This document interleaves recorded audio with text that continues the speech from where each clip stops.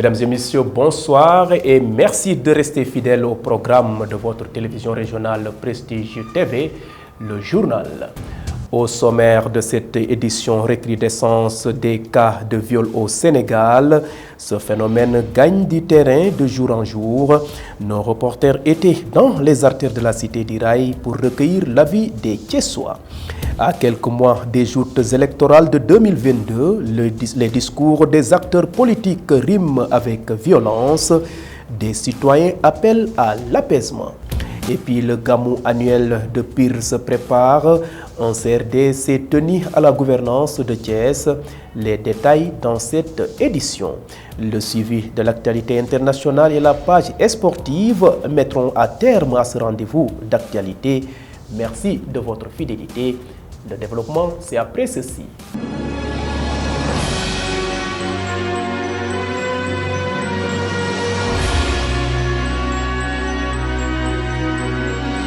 Bonsoir, nous démarrons l'actualité par la situation du jour consacrée à la pandémie du coronavirus au Sénégal. Sur 1153 tests réalisés, 3 sont revenus positifs selon le docteur El Hadj Mamadou Ndiaye. Il est le directeur de la prévention du ministère de la Santé et de l'Action sociale. Le ministère de la Santé et de l'Action sociale a reçu les résultats des examens virologiques ci-après. Sur 1153 tests réalisés, 3 sont revenus positifs, soit un taux de positivité de 0,26%. Il s'agit de 3 cas, tous issus de la transmission communautaire, dont 2 ont été notifiés dans la région de Dakar, plus exactement dans le département de Dakar, et 1 dans la région de Thiès au niveau du département de Mbour. Toujours dans le bilan du jour, aucun patient n'a été contrôlé négatif et déclaré guéri ce jour. 2 cas graves sont pris en charge dans nos services de réanimation. Aucun décès n'a été enregistré le mardi 23 novembre 2021. L'état de santé des autres patients suivis dans les domiciles ou hospitalisés est jugé stable. Politique dans cette édition, on a noté ces temps-ci de l'électricité dans l'air, occasionnée par le discours de certains politiciens à quelques mois des joutes électorales de 2022. Ainsi, la question préoccupe les citoyens qui, à la place, souhaitent des débats contradictoires, un des fondements de la démocratie. Reportage Aïtatousou Moussambaye. Tous sont unanimes sur la question. La politique doit être orientée sur des programmes et des débats d'idées et non sur des discours incitant à la violence. Bon, pour moi, un discours politique doit toujours être orienté sur un programme bien défini. Et bon, non sur un discours de violence ou un discours qui tient à l'insurrection ou quelque chose de ce genre. Moi, je prends pour la paix. Comment peut-il venir en 2021 au Sénégal et que les politiciens sont en régression et que le débat politique est au niveau de la terre?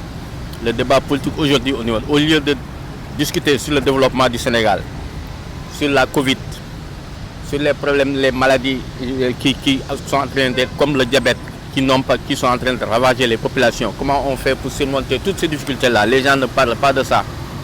Les gens parlent de ça qu'on n'a pas signé, les gens parlent de viol, les gens parlent actuellement Miss Sénégal, c'est Miss Sénégal. Chaque jour qui passe, il y a un scandale. Selon Mounirou Mbeng, la stratégie actuelle des hommes politiques risque de déstabiliser le pays. Ça déstabilise le pays. Vraiment. En tout cas, je suis contre. Parce que le citoyen, s'il vote pour une personne, je ne pense pas qu'il va le faire parce que le politicien incite les gens à la violence. Vraiment, c'est déplorable, quoi, vraiment. D'autres trouvent que le peuple sénégalais a acquis la maturité qu'il faut pour contenir toute velléité de violence. C'est le cas de Mamadou Diawara. Non, je ne pense pas que la politique se résume autour du thème de la violence. Heureusement que dans notre pays, je crois que les populations, ils ont acquis une maturité telle que si les politiciens ne sont pas à la hauteur, les populations ont les moyens de mettre de l'ordre. Le jour des élections, vous verrez, les populations voteront correctement et ils voteront pour ceux qui se préoccupent du Sénégal et de la nation sénégalaise, plutôt que ceux qui sont là pour semer la violence et la zizanie entre les populations. Le cadre unitaire de l'islam, inquiet des tensions en vue des locales de janvier 2022, a invité les acteurs politiques à signer un pacte de non-violence. Pacte rejeté par le leader du parti PASTEF, Ousmane Sonko.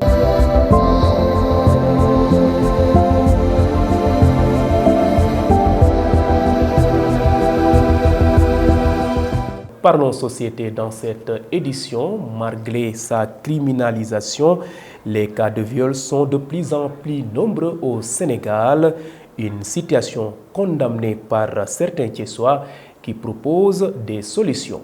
Suivons ce micro-trottoir réalisé par Aïssatou Sow et Chefal. La responsabilité revient à ceux qui nous gouvernent. Moi, je remets tout à ceux qui nous gouvernent. Parce que les malades mentales, quand tu vois actuellement, il y a des malades mentales partout. Par exemple, je te donne un exemple, devant la gendarmerie, il y a une dame qui est malade, qui attaque des fois les gens. Les gendarmes sont là, ils ne réagissent pas. Où est l'État? Donc moi, je remets la responsabilité à l'État, ceux qui nous gouvernent. Parce que tout ça, c'est le travail. Ils devaient ramasser les malades mentales qui sillonnent les rues pour les amener à l'hôpital principal ou bien à l'hôpital Fan pour les soigner. C'est le devoir. D'abord, je les condamne.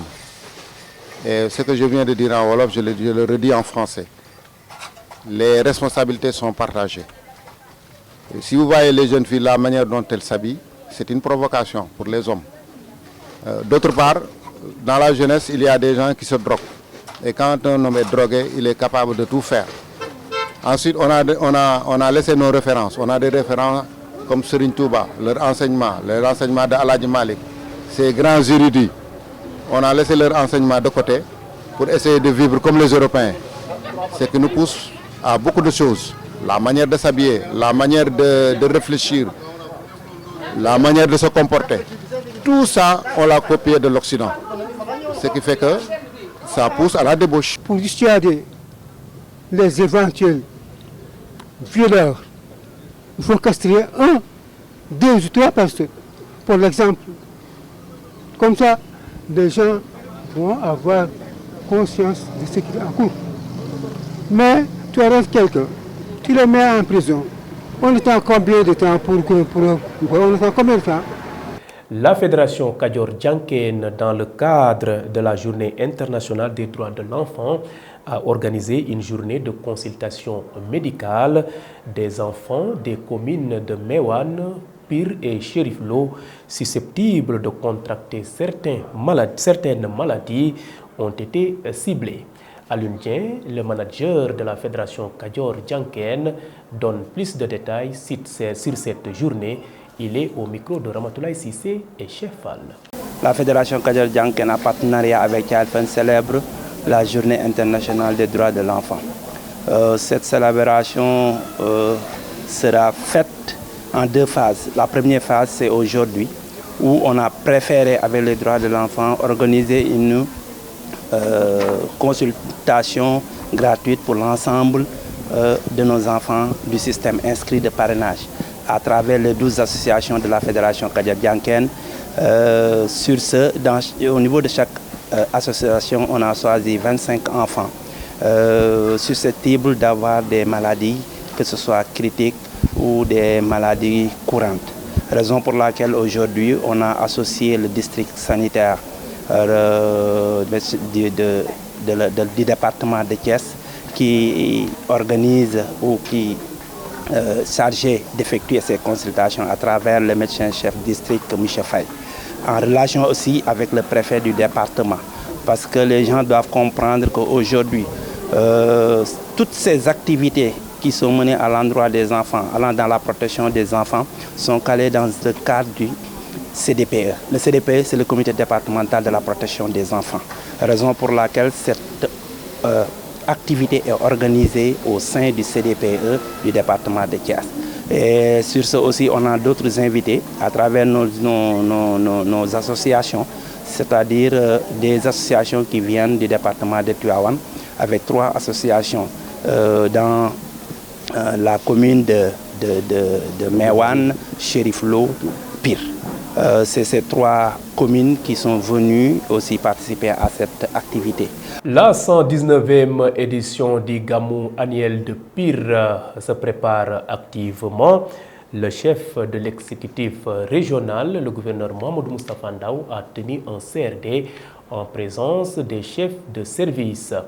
Ainsi, le gouverneur appelle à plus d'engagement pour un bon déroulement du Gamou. Mahamadou Moustapha Ndaw, le gouverneur de la région de Thiès, est au micro de Ahmadou Bambali et Moussa Mbaye. Je voudrais vraiment revenir sur certains points pour la clôture de ce CRD. Nous avons retenu également la demande donc, en médicaments, 6 millions.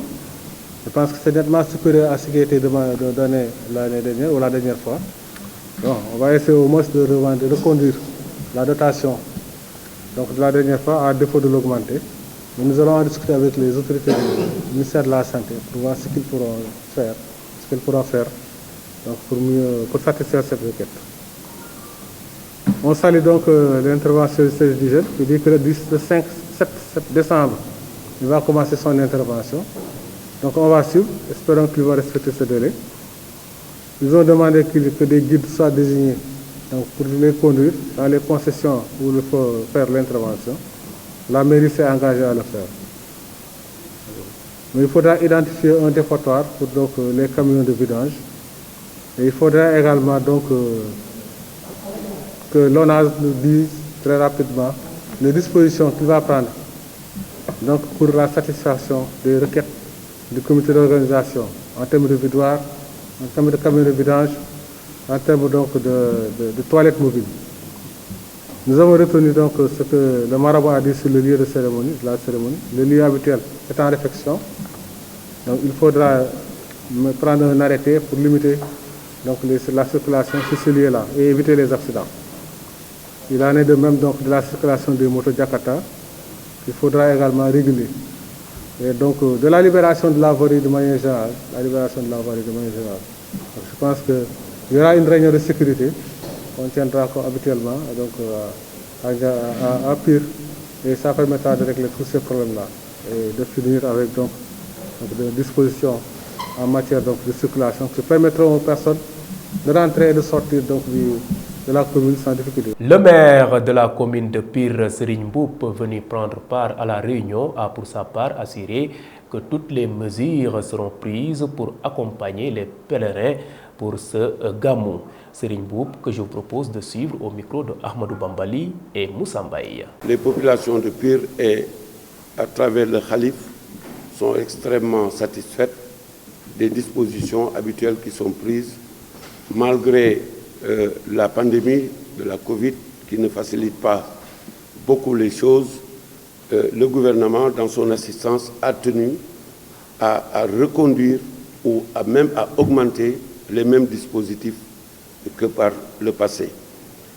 La mairie, évidemment, est venue se joindre à ces efforts pour que tout ce qui doit être fait au niveau local, notamment l'assistance du service d'hygiène, l'assistance et la mobilisation des populations pour l'accès aux différents foyers, aux différentes familles, l'accueil cordial et religieux qui caractérise ce Gamou soit donc toujours d'actualité. Nous avons pris un certain nombre de mesures par rapport au programme et nous serons évidemment à côté des services déconcentrés de l'État pour que toutes les dispositions sécuritaires, sanitaires et toutes les dispositions donc, de bien-être et de convivialité soient de mise partout. Puisque le Gamou cette année, depuis quelques années d'ailleurs, n'est plus le Gamou de Pire sur une place, mais c'est le Gamou de Pire sur l'ensemble du territoire communal et beaucoup de foyers donc organisent, reçoivent des gens et donc c'est les foyers de mobilisation sociale se sont multipliés. Donc je voudrais, au nom de toutes les populations, encore une fois, remercier toutes les parties prenantes et en particulier vous de la presse pour votre disponibilité et votre contribution significative à faire porter toutes les informations auprès des populations.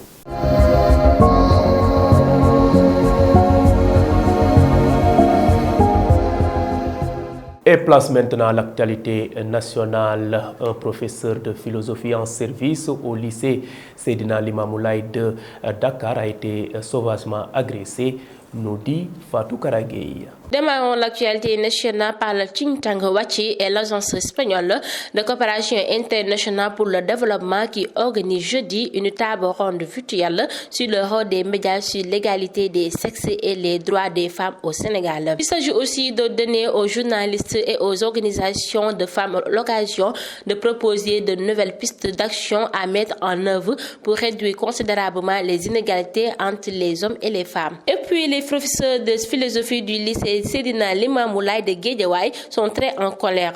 Sur l'origine de leur grogne, une lâche agression d'un de leurs collègues. D'après le journal, ces enseignants comptent organiser une assemblée générale de dénonciation. L'agression l'année dernière de Ndeye Awa Diouf, professeur de philosophie au lycée de Kébémer, avait fait réagir ses collègues de Dakar.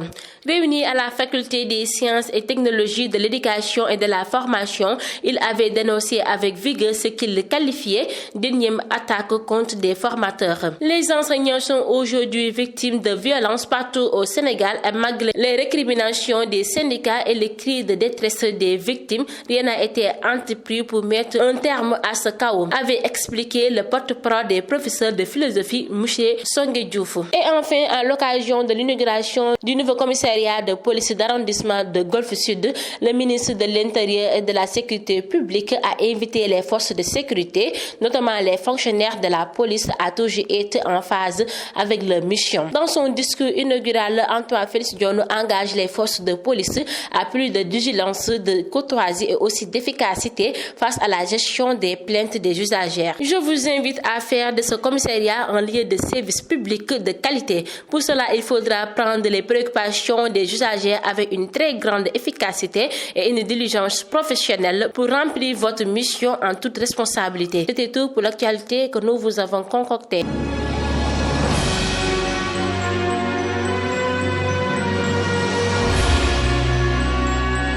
Et sur l'international, l'OMVS s'engage dans une réforme industrielle pour son autofinancement.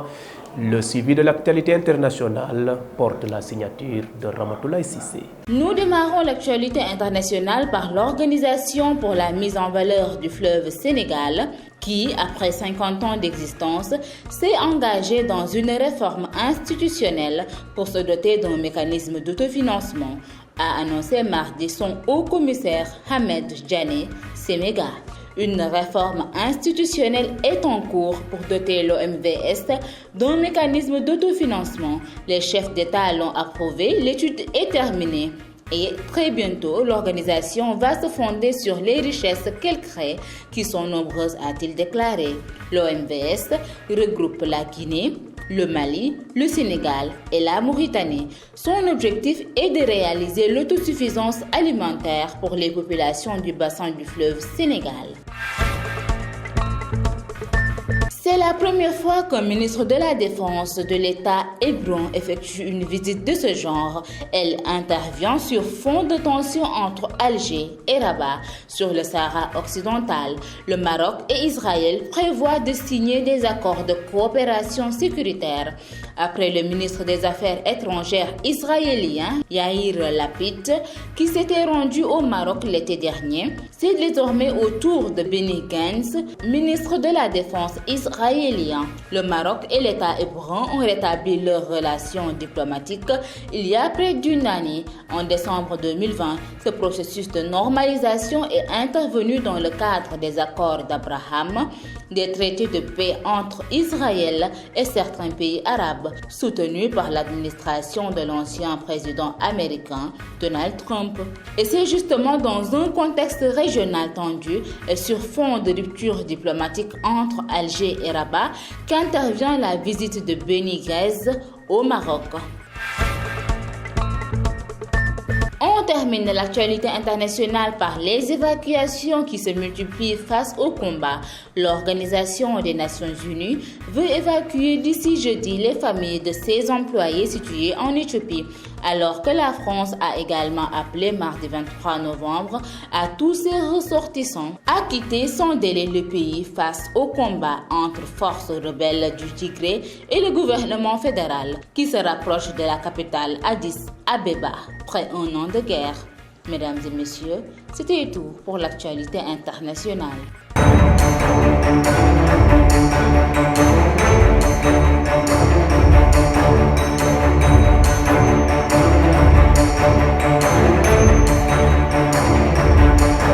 Et terminons ce rendez-vous de l'actualité par une note sportive qui chaque jour porte la signature de Ndeye Coumba Fall. L'actualité sportive mal partie après 3 journées, Lille a pris la tête de son groupe de Ligue des Champions en battant Salzbourg 1-0 et peut espérer se qualifier pour les 8e, comme l'a fait Manchester United avec son nouvel entraîneur.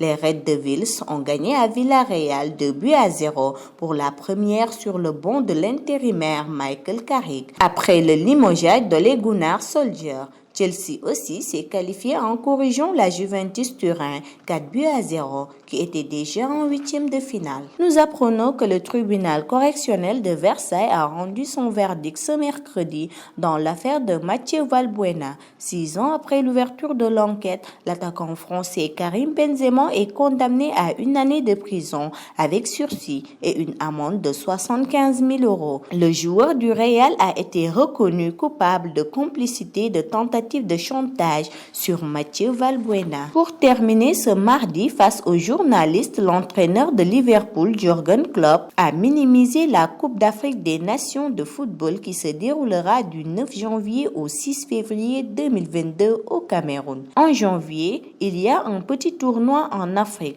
Je ne peux pas attendre, la situation n'est pas facile, a déclaré en conférence de presse l'Allemand qui va être privé de Salah, Mané et de Naby Keïta pendant au moins 2 semaines. Conséquence, cette sortie choquante a fait du bruit sur les réseaux sociaux. En effet, des journalistes ont critiqué les propos de l'ancien entraîneur de Dortmund, Klopp, appelant la CAN un petit tournoi en Afrique. Ne me convient pas. Cela semble irrespectueux, a répondu un journaliste kenyan, Kevin Teya. C'était tout pour l'actualité sportive. Et voilà, c'est la fin de cette édition consacrée essentiellement aux faits marquants de l'actualité de ce mercredi 24 novembre 2021. Vous étiez très nombreux à nous suivre grâce à nos différentes plateformes, à savoir le site d'information www.prestigethies.com, la page YouTube de Prestige et la page Facebook Live. Et il y a d'autres qui nous suivent à l'extérieur via le réseau IPTV. Votre fidélité fait notre fierté. Merci et bonsoir.